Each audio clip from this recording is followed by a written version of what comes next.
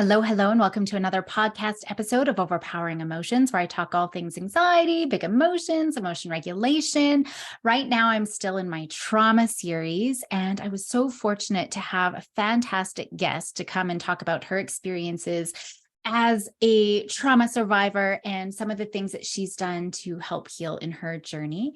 Angie Berret, she's an intuitive movement coach, registered nurse, advanced trauma-informed yoga instructor, and stand-up paddleboard yoga instructor. That sounds amazing. She understands the human body and how it works. She helps people relieve stress, anxiety, depression, and trauma through play, movements, and fun so they can have healing and peace in their lives. I had a fantastic conversation, and I hope you enjoy too.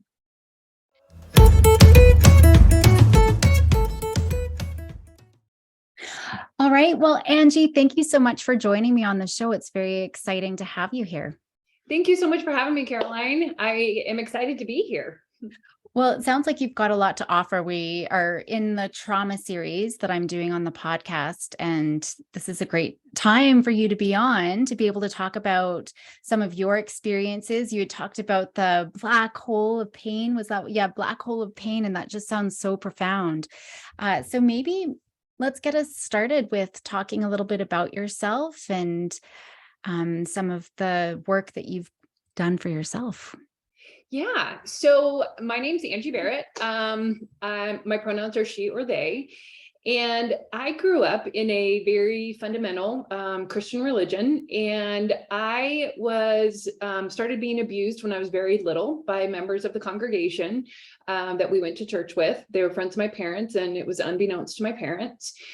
And it was very interesting. I actually had no memory of it until about 7 years ago. So I grew up, I experienced this horrific abuse, and I had blocked it out. It was so traumatic. All I knew is that I had what I call this black hole of pain inside of me, just this pain that I never could quite understand. So I grew up, I became a registered nurse. I got married. I actually married an abusive man, went through an abusive marriage, and then finally got out at about age 30. I was able to finally find the strength and the courage to leave my husband, and then started on this journey to heal. And about 7 years ago, I went through therapy after my marriage, did a lot of stuff. I thought that was what was causing this just pit of despair, this black hole of pain I had inside of me. And I just never could quite get rid of it. No matter how much therapy I did, it just was always there. And then about 7 years ago, well, let me back up. I grew up, I became a registered nurse. I've worked in emergency departments. I've worked in ICUs. And so I've always worked in very traumatic, high adrenaline type environments. And I became a nurse because I felt like it was a way that I needed to earn my place in this world, because there was something so fundamentally wrong with me. And don't get me wrong, there are things I love about nursing, but I really did end up kind of punishing myself with how much I let people mistreat me, even in my nursing career. And so about 7 years ago, I was dating someone and they started cheating on me. And when I found out, that betrayal opened up the memories of my child abuse coming out. So I really kind of hit rock bottom. I was dealing with dueling traumas, both my partner who had cheated on me, and then the memories of my child abuse starting to come out by family friends, people that were supposed to have protected me. And so went on a really dark journey and learned that that's where my black hole of pain came from, and have worked incredibly hard to figure out how to overcome and heal from that trauma. And so that's kind of where I'm at today. Is I think on the other side, I still have some remnant, and certain things will tap into making me feel that black hole of pain, but I now know more what those triggers are, and I have more tools in order to help overcome that. Right. Oh man, I've got about a million things just from that Yes. one story, right? Like, the abuse, which is so traumatic, but the resilience that growing up and becoming a nurse and getting into the helping profession, right? And I think sometimes, I mean, we're going to acknowledge the trauma and the pain because that's always so hard. We're always going to acknowledge that, but then also looking at the strengths and resilience. And I've got so many questions just about your journey in the past 7 years. So tell us about how you started overcoming some of that trauma, this black hole of pain that you're experiencing. So I'm going to fully admit I started substance abusing when all Of this course. happened. Yeah. And I also, there were kind of dueling things happening in my brain. The nurse part of me knew that what I was doing was not safe. I was using alcohol, and I knew that I was going to hurt myself or someone else. And yet I couldn't stop. I needed it. I needed something to dull how bad I was hurting. So I actually ended up checking myself into an inpatient psychiatric hospital. I spent about a month there learning how to keep myself safe because I was very much in the pits of despair. And so spent a month inpatient and then started intensive outpatient therapy when I got done. I found a fantastic therapist, and so the type of therapy I do is EMDR, which really has been beneficial. So for those of you that maybe don't know what EMDR is, Caroline, you might be able to correct me on the eye movement and desensitization reprocessing. Yeah. So it's, I do it with a light, you watch a light go back and forth, and there's something with the side to side movement, the eyes moving, especially for me, that helps to reprocess, reorganize, but also helps that pain desensitize. So it made it so that it was a little bit easier to sit in the discomfort of the anxiety, the pain, the depression, all of that stuff that I was feeling. And so I did EMDR for a while. I ended up taking a break from nursing. It became a little too much for me, and I needed something to do. And I've always practiced yoga. I've done yoga for years. And the studio that I practiced at was offering a yoga teacher training. And I thought, oh, I need something to do. I'll just take this yoga teacher training. And I loved it. I loved being able to work with people in a way to help them connect to their bodies, because I was so checked out from my body. And I loved being able to work with people proactively to help change things maybe on the front end, rather than being a nurse and working with them when they came in at their crisis point. And as I continued through my journey, it actually got to the point where I couldn't practice yoga. It was too uncomfortable for me to sit in the sensations of even doing yoga. I could teach it, but I could not be a student.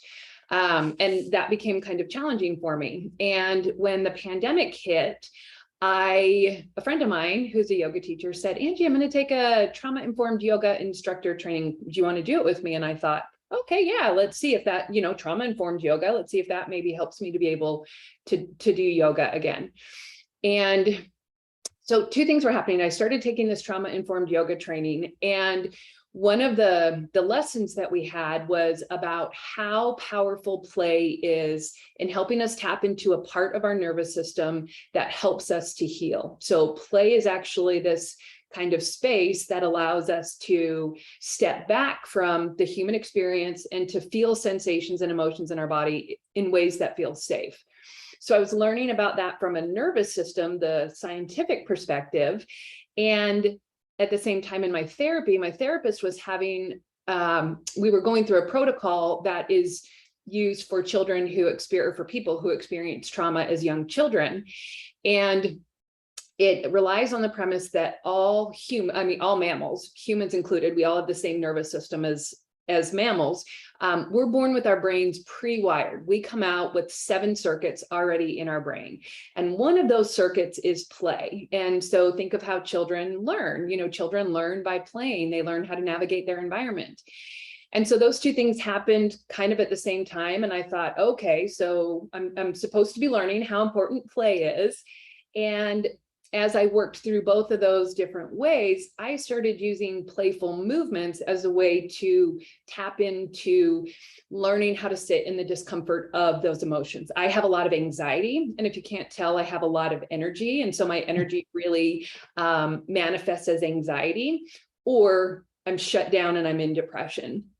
there's really no middle ground for me. It's high or low.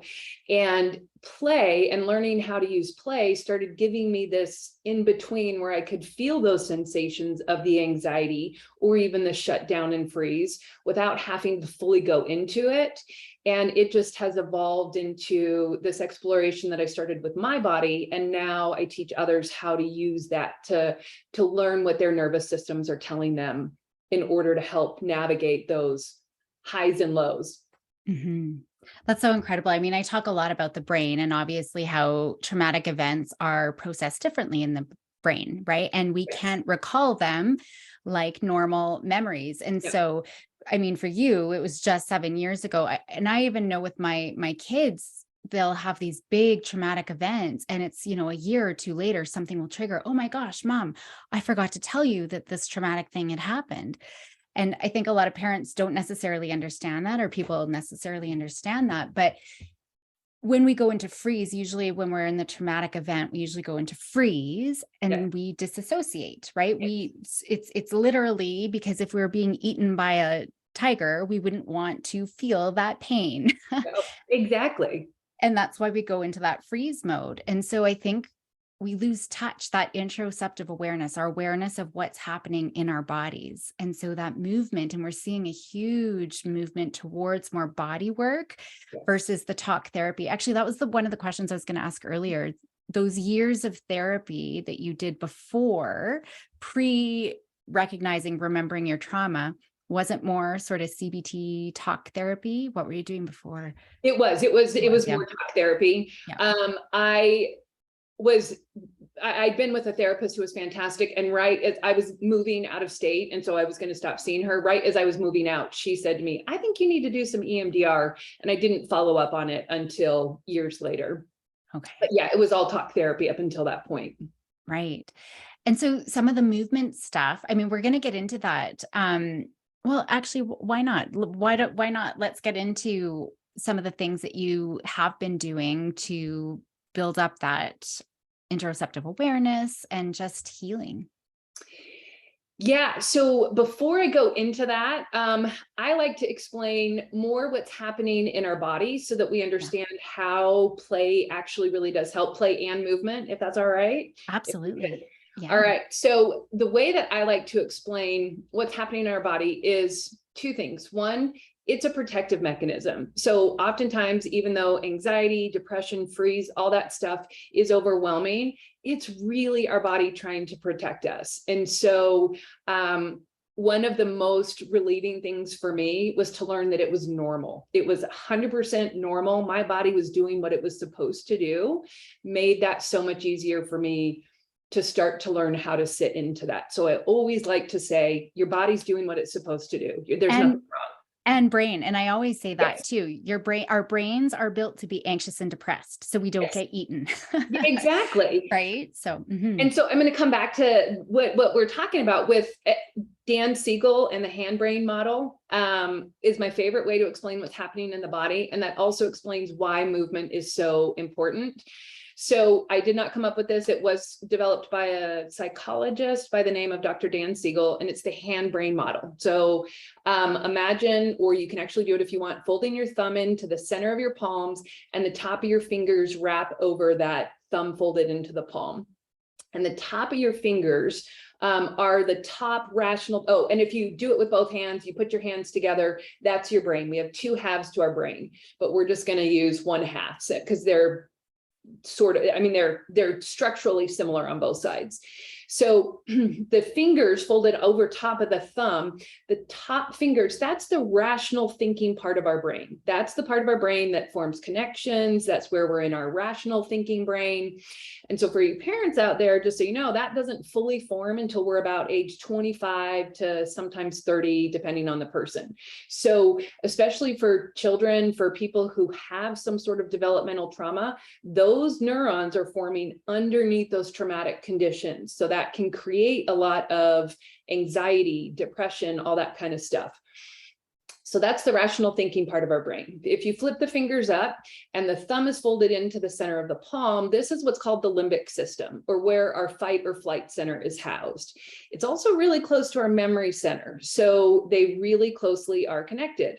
So when that tiger is coming at you, and whether it's a real tiger actually physically coming at you, or it's a memory of a tiger, something that maybe is triggering into that fear center that you might not be aware of, we do what's called flip our lid. So our fingers, our rational thinking brain, disconnect. We're no longer in our rational thinking brain. We're now purely in our fight or flight center.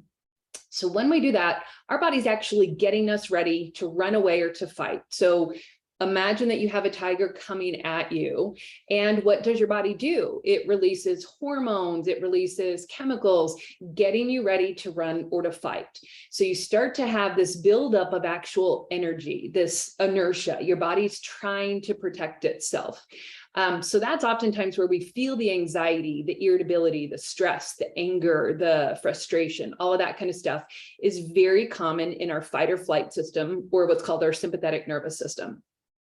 So if that stressor continues, or if it gets to the point where it overwhelms our defenses, we move down into the wrist, if you're doing the hand-brain model, which is the brainstem, which is where the brain comes out into the spinal cord. And that's oftentimes where we go into that freeze, that shutdown, that the dissociation, the checking out from our bodies.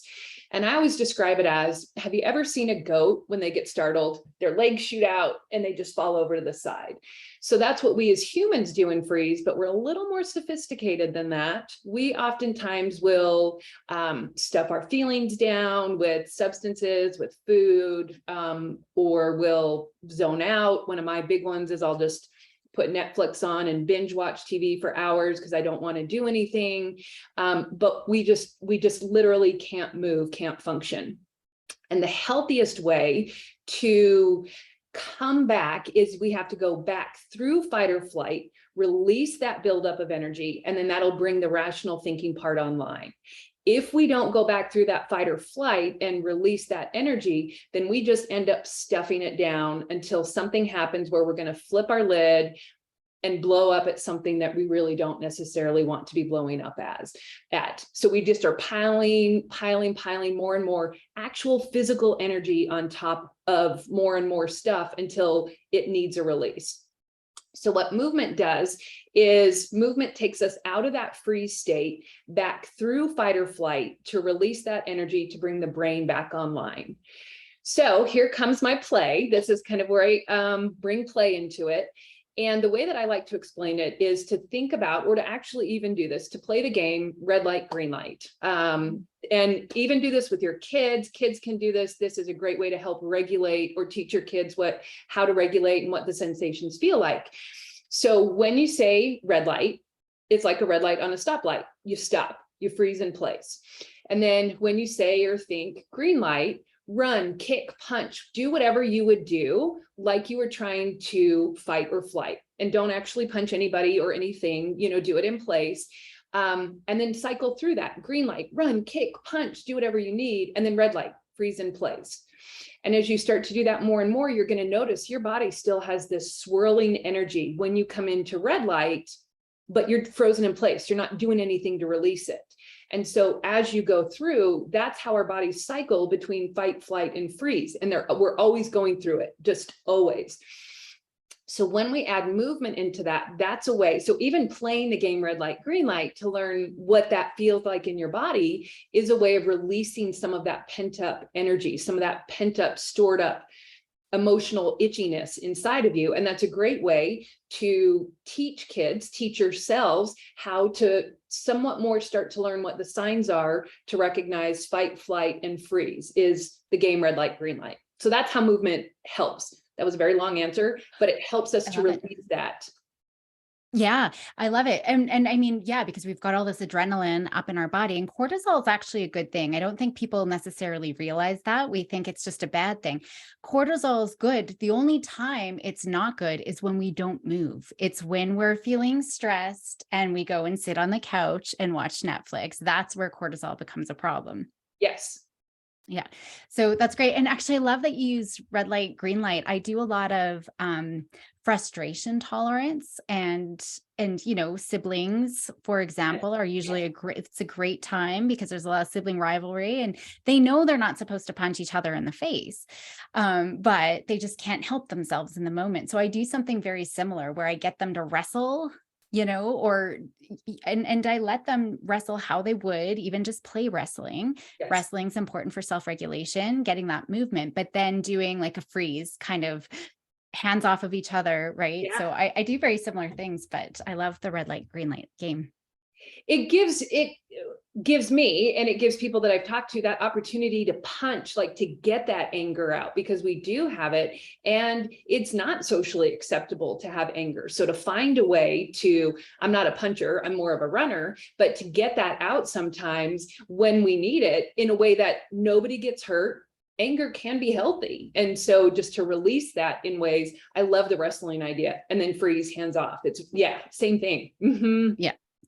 And being able, just going back to a point, sorry if we're going to go backwards here Totally a little good. bit, but I want to make sure we don't miss anything. So looking at the importance, we said our brains and body are built to be anxious and depressed.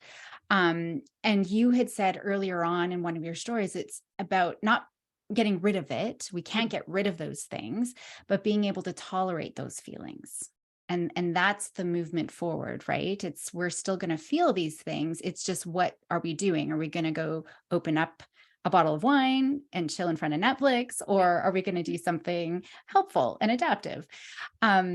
For you, and I do talk a lot on the podcast about the benefit and how our brain is anxious and depressed and why we need to have those things. From your perspective, is there anything that you wanted to add just about why those are actually important and quite adaptive for us? But we can move past it too if we don't. They're protective mechanisms. They really are trying to keep us safe and keep us from being harmed. Even freeze, when we go into freeze, chemicals and hormones are released so that it numbs us, so that we don't have to feel this inevitable death that we're succumbing to, or this horrible, overwhelming pain. So they're absolutely imperative to our survival, and it's learning how to work with them. And there are many tools to help with that. So yeah, let's get into some of those takeaway sort of moves that we can get into. Yeah. So one of the beautiful things about play is that it can both calm and soothe our nervous system. So put us into more of a rest and digest part of our nervous system, as well as activate us to release some energy. So it helps us learn how to more regulate our nervous systems. And one of the first things that I always suggest people do is learn how to, self-soothe. And I even start with a side-to-side sway. So I invite people, feel free to do this with me if you want. You can watch along, whatever feels most comfortable to you, is side-to-side sway. So in soothing our nervous systems, think back to, once again, being a baby. Repetitive rhythmic movements are calming to children. And it's the same thing. We still have those same nervous systems that children do. So exploring a side to side sway versus maybe now go try front to back. And as you do that, start to explore what happens in your body.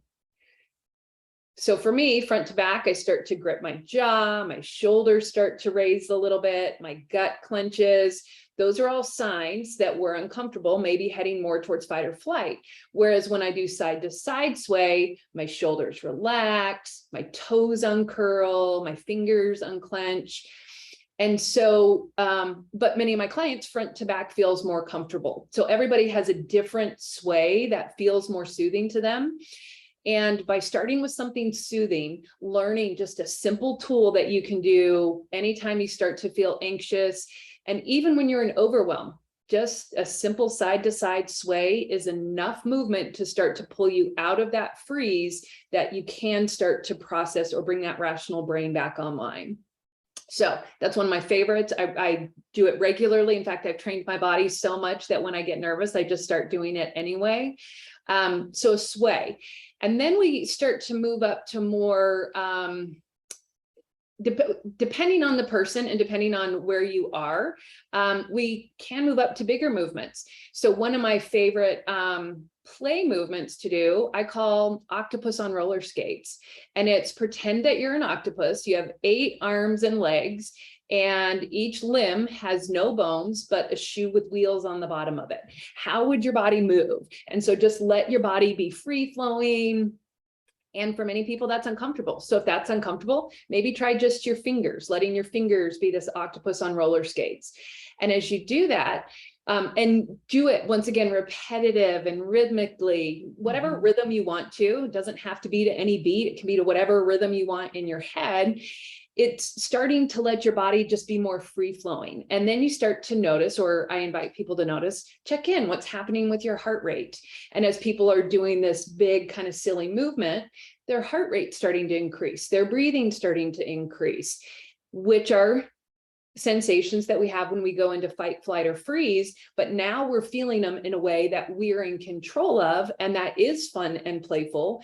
And so that starts to expand our window of tolerance, or our ability to sit in that discomfort, because, oh no, I have control. When I feel like this, I can release it by pretending like I'm an octopus on roller skates, or coming back to my side to side sway, or things like that. So I imitate a lot of animals when I do play movements, because it's a way to step out of that human experience, to let our mind and our body connect, where we're not worried about school or what people think. Well, we still are worried about what people think, many of us, when we start to do play, but it takes us out of that human experience to get to be an animal.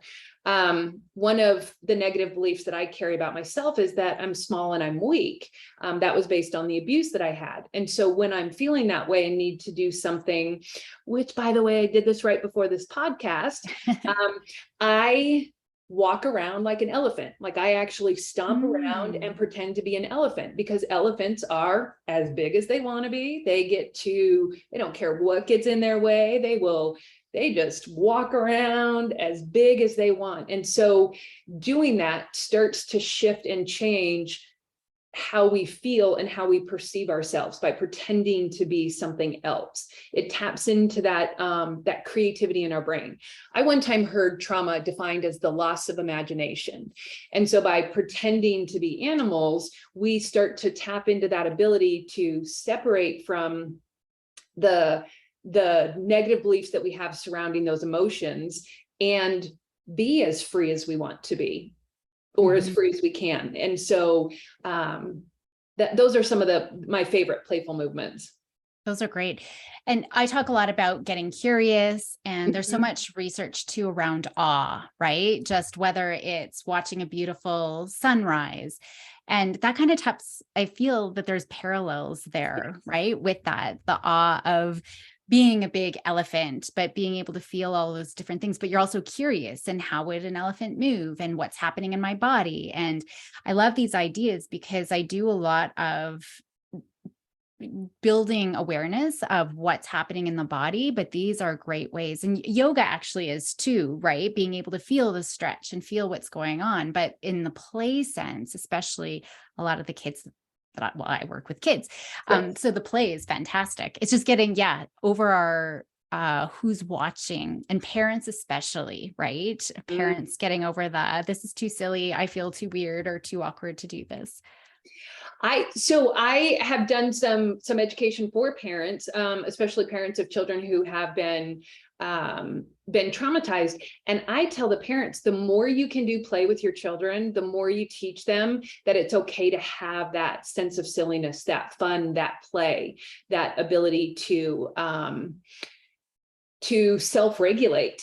And so coming back to what you're talking about, for many trauma survivors, feeling those sensations in our body. And that's why I had to stop practicing yoga, because the sensations became too overwhelming. And so just for trauma survivors, and especially for children of trauma, it can be very uncomfortable to feel any sensations in our body. That's what it was for me. And play gave me that opportunity to feel those sensations without having to feel overwhelmed, because I wasn't doing normal human things. I was an elephant, or I was whatever I was doing. Those sensations became much easier for me to feel. Whereas with yoga, even, and I love yoga, I teach yoga, yoga became too much because the sensations even were too overwhelming for my very fight or flight freeze nervous system state that I was in. It was just way too much without, I couldn't do it. It shut me down 100% every time I tried to do it. Yeah. And so goes to the point of finding what works. Like, Yes. yeah, the front, even just the sway front to back doesn't work for me, but so many people it does. Actually, at my girls' ringette games, I'm always swaying side to side. It's so stressful. Well, this has been fantastic. Yeah, I don't know. Is there anything that we missed? Did you touch on everything that you think is important to share? Only other thing I like to say is there's hope. So even if you feel in the depths of despair, or you feel like your anxiety is out of control, there are tools, there's hope. It doesn't have to be, I always say it doesn't have to be a death sentence living with mental health issues. And that goes to the whole piece that we didn't talk about really, was the resilience, and just seeing, how resilient you are now, and hearing your story. I think that kind of helps show that hopefulness, right? That there is another side, and how can we take those strengths? And I would say that you probably have more strengths than people who haven't had the same traumatic experiences, right? And now you're sharing that survivor story and helping others as well. Yes, absolutely. Absolutely. And so I'm speaking to anybody listening, your story is unique in that you've experienced it, and your strengths are a light to people who maybe have experienced something similar. So there is hope. It's just finding what works for you. And if there's not something out there, then create it. That's what I did. I couldn't find anything that worked for me. So I created something. And so, there's hope. And if there's not something already out there, look inside yourself, because you know what you need more than anyone else does. Wonderful. Well, thank you so much. I know that there's some resources that you've provided that I will put in the show notes. Where's the best place for people to find you if they want to reach out? Yeah, so the best place is my website. It's angieberretmovement.com. And I do spell my last name Berrett. I spell it a little bit differently. But I do have a free short movement sequence for when you feel like you are going to lose control. That's a fun, playful one.